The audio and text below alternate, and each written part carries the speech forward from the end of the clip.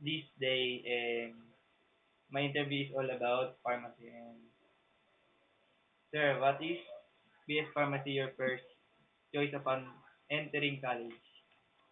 No, actually, my first choice is computer engineering.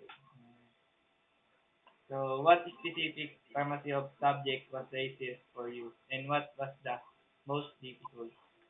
Well, the easiest is all about memorization, um, all types of memorization, like in chemistry, And, yes, and and, elements, and yes. table, for table element. But it's hard for me uh, on math subjects, like algebra. I hate algebra. So, what was the greatest challenge you ever had when you were still student? So people around me, People, yeah, why sir? it's hard for me to catching up. I mean, they're so, you know, mayaman. Mayaman. I'm just a simple person. And what do you consider as your greatest achievement so far?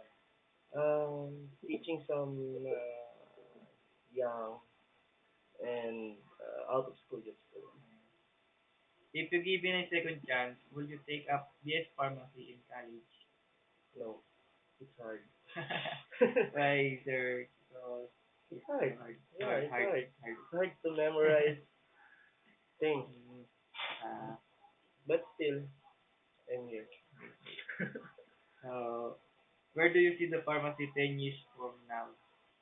Yeah, I'm looking for a pharmacy business. Pharmacy business. Yeah, selling drugs. Yeah. Not those bad drugs. Right. Yeah. Sir, what do you think is the biggest contribution of pharmacies in our society today? Well, I think distributing medicine with right amount to a person would be good. Uh, Yeah. And so, also at the right price. uh, so what is the scope of your profession? Is your present job work? No, none. None. Uh, What is your opinion about the common motion today that pharmacy are just merely as a salesperson in a drugstore? Actually, without pharmacy, um, it's hard to dispose a. There's so many type of medicine, so you need to dispose them properly or give them the right amount of medicine to a sick person. So that's it. That's the essence of being pharmacy. Without them, the process of being healed is hard.